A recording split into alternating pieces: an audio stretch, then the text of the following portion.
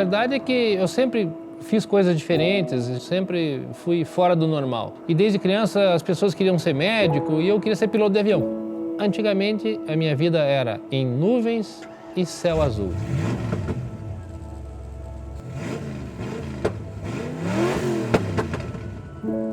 Fiz a minha carreira dentro da aviação, eu voei 12 anos, por um motivo de saúde acabei parando, mas dentro da aviação gostava muito de voar, mas eu sempre gostei muito de aviões antigos, que para o brasileiro é uma coisa completamente fora do alcance. Talvez eu ter parado a aviação e ter entrado nos carros antigos tenha sido uma opção que me deixou mais feliz.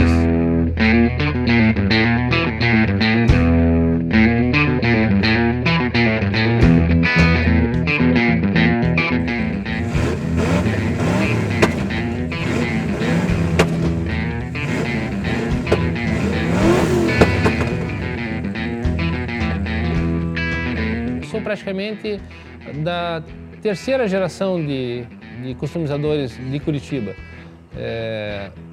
Quando eu comecei a ver alguns que estavam aqui, eu gostei da ideia e decidi, logo depois que eu parei a aviação, eu decidi que ia me dedicar para fazer um para mim. Nunca pensei em fazer uma oficina, vender isso para fora. Eu sempre queria fazer mais e mais carros particulares no estilo, em diversos estilos que eu conseguiria fazer. Eu trouxe muito da cultura americana para cá e, mesmo sendo uma oficina pequena, como houve muita divulgação em cima dos carros que a gente fazia, acabou mudando o perfil nacional de customização. A gente conseguiu trazer para o Brasil um pouco mais da cultura americana e o brasileiro melhorou os nossos projetos nacionais, assim, em geral. Eu fico feliz e orgulhoso por ter participado desse movimento.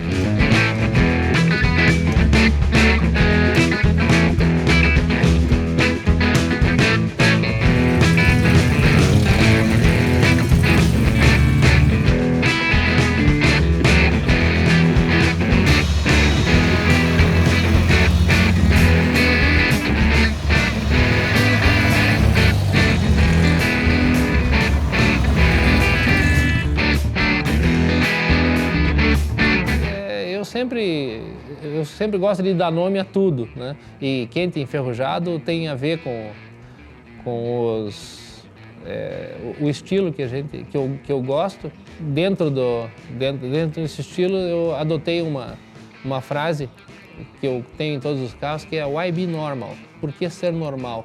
Porque isso foi uma campanha americana que dava ênfase às pessoas que tinham deficiências físicas e fazia uma propaganda que, assim, ser anormal também é legal. Tinha pessoas andando em cadeira de rodas fazendo coisas radicais, e como eu também tenho deficientes na família, assumi isso como um lema da minha vida.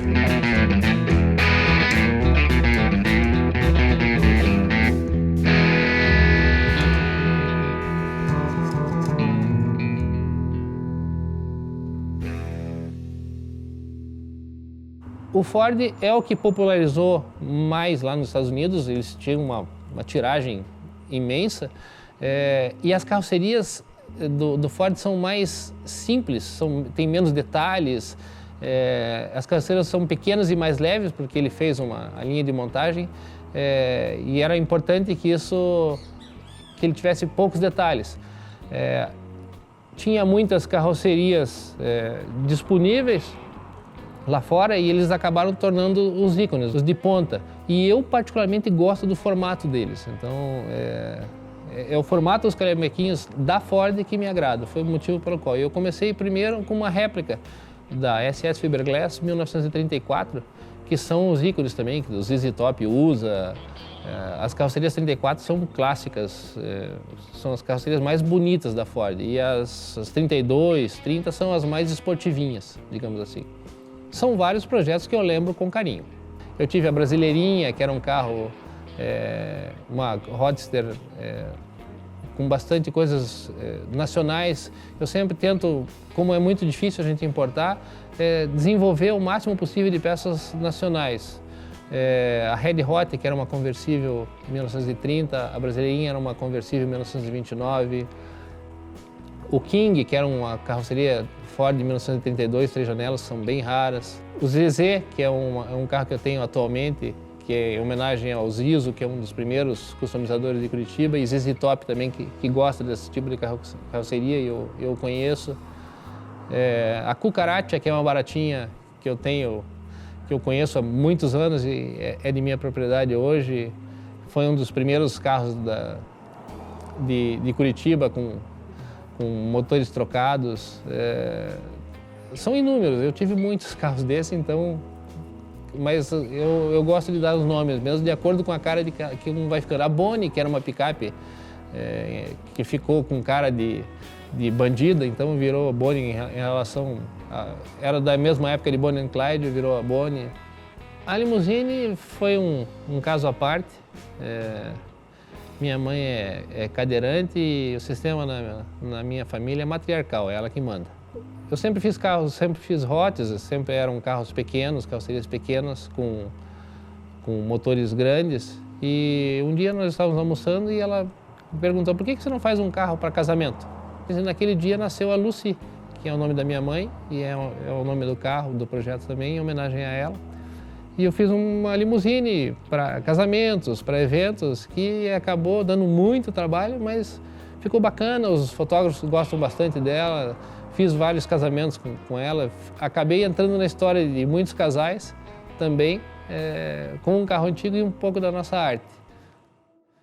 Eu sou um apaixonado pela cultura, gosto da divulgação, não consigo ver isso como um comércio, porque as pessoas não entendem essa parte minha, porque minha oficina não é uma, eu não vivo, eu tenho uma frase que eu sempre uso, eu não vivo disso, eu vivo isso.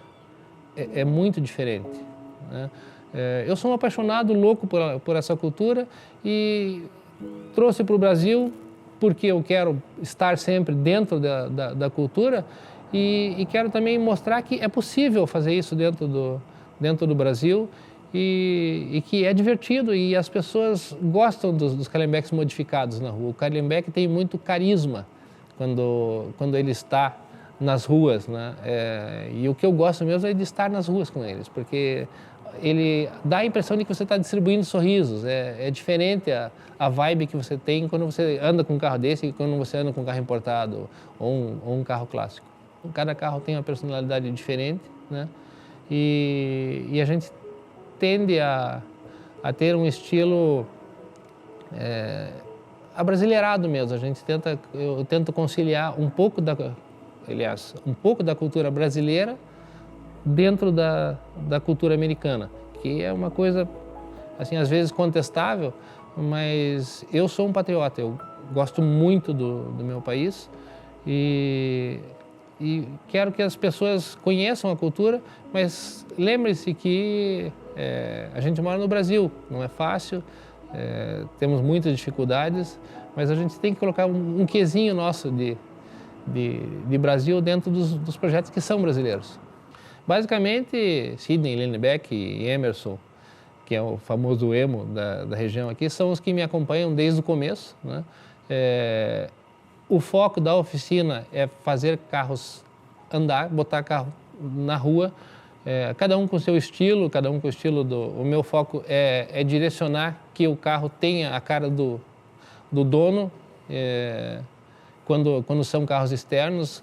Quando são carros meus, eu vou dando um estilo e um nome para cada carro, porque os carros, é muito comum nos Estados Unidos também, os Hots terem nomes, porque são parte da família, são projetos que normalmente são demorados e eles têm personalidade própria mesmo. Então, aqui o que a gente faz é ressuscitar as latarias podres, sucatas, que vêm como condenados para não retorno à condição do original.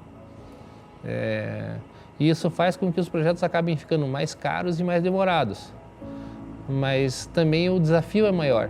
Isso me agrada muito, pegar um carro que ninguém ia pegar ele para original, porque ficaria mais caro do que você comprar um pronto, e botar ele de volta à vida. Isso me encanta. A melhor parte é a primeira volta, quando ele se torna um carro, quando você bate na partida e ele sai andando. Ele vem aqui, a sucata, e ele sai andando. Não importa se ele está pintado, se ele tem estofamento, essa parte que é o primeiro movimento que a gente primeiro faz ele andar, monta tudo, faz ele andar, faz ele rodar, depois desmonta, pinta e faz acabamento. Então essa primeira parte é a que eu mais curto, quando o carro sai da inércia de um corpo morto e volta à vida.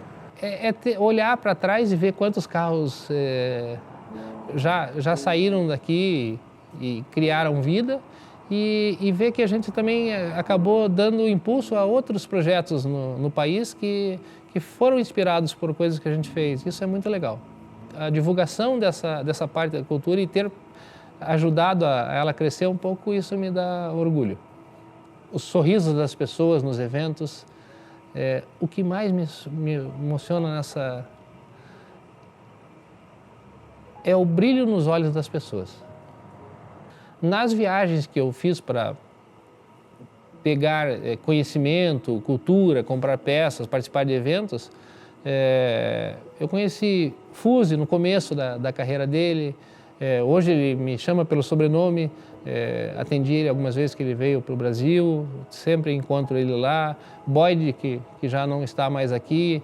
Roy Brizio, que tem projetos na linha Ford também fantásticos. Muitas pessoas do meio e que gostam da ideia de um brasileiro estar fazendo uma parte da cultura americana. Isso para eles é bacana, assim, eles respeitam isso. E isso que me tornou também um pouco conhecido, principalmente porque os Fords também são bastante idolatrados na linha dos hot rods americanos. No começo a gente não entendia por que isso acontecia, porque a gente ia nos eventos e as pessoas procuravam, muita gente, e a gente é uma oficina muito pequena, muito fundo de quintal, assim, não temos, as pessoas achavam que a minha oficina era enorme.